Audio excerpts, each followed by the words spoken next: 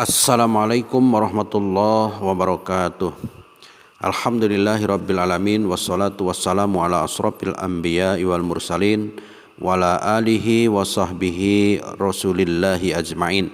Asyhadu an la ilaha illallah wahdahu la syarikalah wa asyhadu anna Muhammadan abduhu wa rasuluh alladzi la nabiyya wa la rasula ba'da. Pemirsa yang dirahmati Allah Subhanahu wa taala, seraya memuja dan memuji Allah Subhanahu wa taala, kami senantiasa berdoa kepadanya agar kiranya Allah Subhanahu wa taala memberikan keberkahan kepada pemirsa semuanya, disehatkan dan selalu dalam keadaan kelapangan hati dan rizki, serta Allah memberikan kelancaran terhadap segala urusan baik di dunia maupun urusan di akhirat kelak. Adapun pembahasan kali ini adalah meneruskan tentang pembahasan sebelumnya, yaitu tentang pemanfaatan alam. Pemirsa rahimakumullah, salah satu daripada tugas manusia sebagai khalifatullah adalah diberikannya keleluasaan oleh Allah Subhanahu wa taala untuk mengelola alam ini dengan potensi-potensi yang ada. Sebagai umat yang beriman kepada Allah Subhanahu wa taala, tentu ini bukan merupakan satu keleluasaan dan keistimewaan dari Allah saja, tetapi hal ini adalah merupakan tugas kita untuk mengelola alam ini dengan tujuan untuk kemaslahatan umat dan memberikan manfaat yang sebanyak-banyaknya dalam rangka mensejahterakan umat manusia agar bersyukur kepada Allah Subhanahu wa taala. Di antara potensi-potensi yang ada di alam yang diberikan dan disediakan oleh Allah Subhanahu wa taala untuk kesejahteraan manusia adalah potensi tumbuh-tumbuhan, potensi binatang ternak berupa unggas dan serangga serta binatang-binatang yang lain yang dapat dikembangkan dan dibudidayakan. Potensi lautan, potensi barang tambang, potensi sumber daya energi alam dan mineral, serta potensi-potensi sumber daya alam yang lainnya yang mungkin tidak dan belum ditemukan oleh manusia. Dalam pembahasan sebelumnya kita sudah sampai pada pemanfaatan binatang ternak, unggas dan serangga. Dalam surat Toha, Allah Subhanahu wa taala berfirman yang artinya, makanlah dan budidayakanlah binatang-binatang ternak itu. Sesungguhnya pada yang demikian itu menjadi tanda-tanda pembelajaran bagi orang-orang yang berakal. Membudidayakan binatang ternak tidak hanya untuk kemanfaatan dikonsumsi saja atau untuk dimakan saja, tetapi juga untuk transportasi dan bulunya juga untuk bahan tekstil dan kegunaan-kegunaan lainnya. Dalam surat Al-Mu'min ayat 79 sampai 80, Allah Subhanahu wa taala berfirman yang artinya, Allah lah yang menjadikan binatang ternak untukmu, sebagiannya untuk kamu kendarai dan sebagian lainnya untuk kamu makan. Dan untukmu ada beberapa manfaat dari binatang ternak itu, yang di atasnya kamu mencapai suatu keperluan yang tersimpan dalam hati dengan mengendarainya. Kamu dapat diangkut dengan mengendarai binatang-binatang itu atau dengan mengendarai kapal. Allah Subhanahu wa taala juga berfirman agar manusia juga memperhatikan unggas, sebagaimana firman-Nya dalam surat An-Nahl ayat 79. A'udzu billahi minasyaitonir rajim. Bismillahirrahmanirrahim. Alam yarau ila tayri musakhkharatin fi jawwis sama ma yumsikuhunna illallah inna fi dzalika laayatil liqaumi yu'minun. Tidakkah mereka memperhatikan burung-burung yang mudah terbang ke angkasa bebas? Tidak ada yang menahannya melainkan Allah. Sesungguhnya pada yang demikian itu terdapat tanda-tanda kekuasaan atau kebesaran Allah bagi orang-orang yang beriman. Dan Allah Subhanahu wa taala juga menunjukkan kemanfaatan unggas seperti yang difirmankannya dalam surat Al-Baqarah ayat 57. A'udzu billahi minasyaitonir rajim. Bismillahirrahmanirrahim.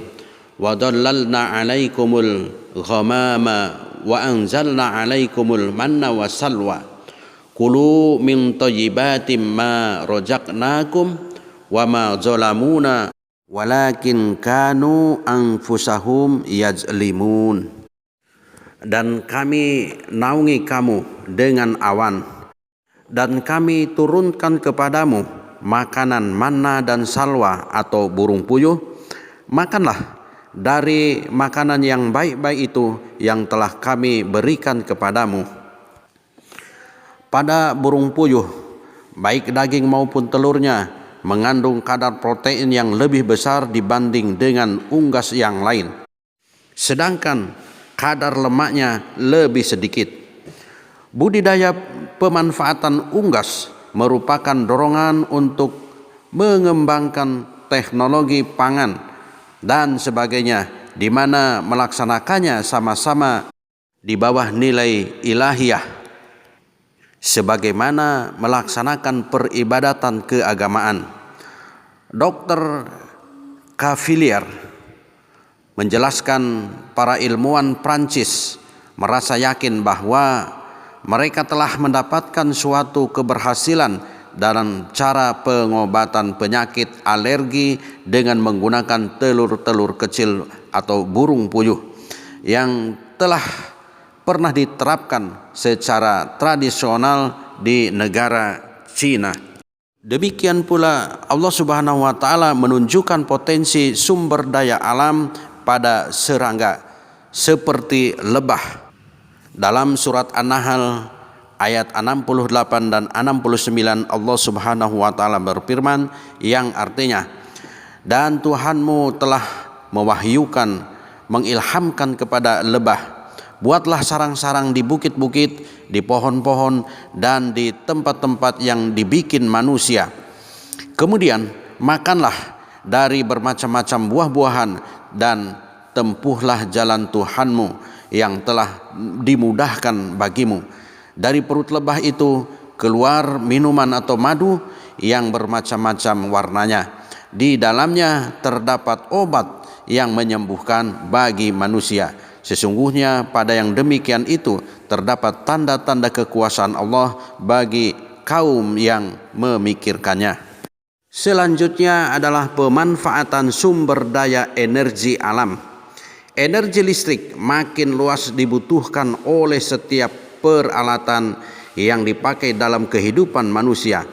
Dari air, Allah Subhanahu wa taala menunjukkan adanya energi seperti pada air yang terjun untuk pembangkit tenaga listrik. Dalam surat Al-Baqarah ayat 74 Allah Subhanahu wa taala berfirman yang artinya, sesungguhnya dari celah batu-batu itu terpancar air sungai daripadanya, dan di antara batu-batu itu ada yang terbelah, lalu keluarlah mata air daripadanya, dan di antaranya sungguh ada yang meluncur jatuh karena takut kepada Allah Subhanahu wa taala, dan Allah sekali-kali tidak lengah terhadap apa yang kamu kerjakan. Sekalipun matahari banyak mengandung energi yang dibutuhkan oleh manusia, tetapi pemancaran sinarnya diatur sedemikian rupa sehingga pemenuhan kebutuhan energi itu dapat dipancarkan secara bertahap. Sebab manusia tidak mungkin akan sanggup menerima pancaran sinar cahaya matahari secara terus-menerus, sehingga ada saatnya matahari tenggelam. Saat matahari tenggelam dapat digunakan untuk memproses energi yang diterima dari matahari itu dalam tubuh manusia dengan beristirahat atau tidur pada malam harinya. Dalam surat Al-An'am ayat ke-96 Allah Subhanahu wa taala berfirman, a'udzubillahi minasyaitonirrajim. Bismillahirrahmanirrahim. Falikul isbahi wa ja'alal laila sakana was samsa wal qamara husbana. Zalika taqdirul azizil alim. Dia Allah yang menyingkap pagi dan menjadikan malam untuk beristirahat, dan menjadikan matahari dan bulan untuk perhitungan. Itulah ketentuan Allah Subhanahu wa taala yang maha perkasa lagi maha mengetahui.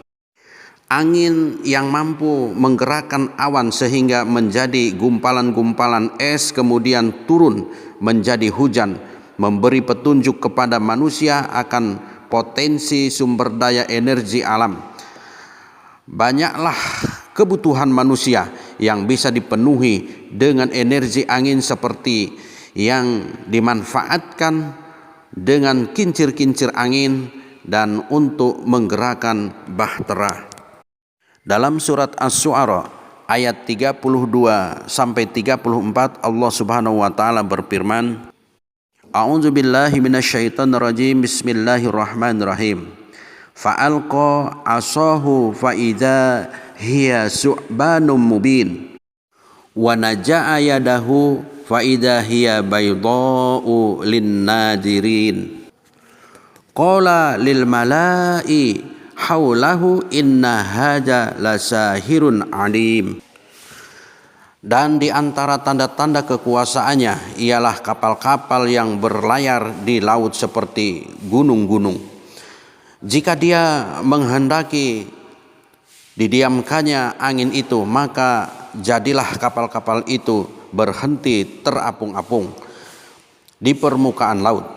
Sesungguhnya yang demikian itu terdapat tanda-tanda pelajaran bagi orang-orang yang sabar dan bersyukur. Atau kapal-kapal itu ditenggelamkan karena cara yang mereka usahakan dosa dan tidak dimaafkannya sebagian besarnya. Kemanapun kita pergi, lengkung langit senantiasa memayungi.